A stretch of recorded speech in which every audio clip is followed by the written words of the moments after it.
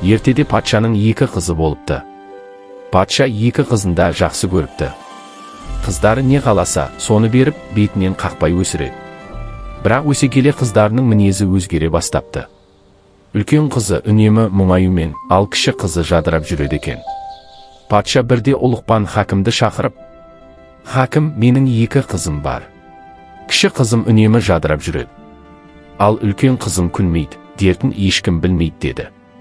«Патшам, рұқсат етсеңіз, сарайыңызда бірнеше күн қонақ болайын. Қыздарыңыздың мінезін көрейін, жауабын содан кейін берейін» деді Ұлықпан. Патша рұқсат етеді. Ұлықпан екі қызбен күнде сұхбаттасып, сыр бөліседі.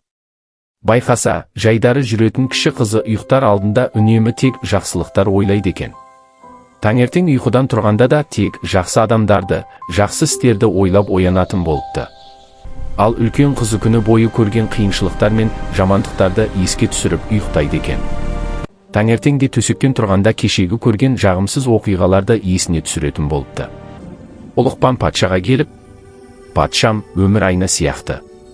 Адам айнадан өзін қалай көргісі келсе, айна оны солай көрсетеді. Өмірдің жақсы жақтарын ойласақ, өмір бізге әдемі көрінеді. Сіздің үлкен қызыңыз өмірінің тек жаман жақтарын ойлап жүреді. Сондықтан оның ойында жамандық билеп, ашу-ызаға тез бой алдырады. Қабағы ашылмайды.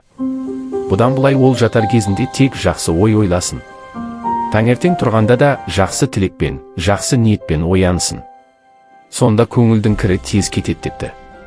Содан бастап үлкен қызы тек жақсылықтар ойлап жүретін болыпты.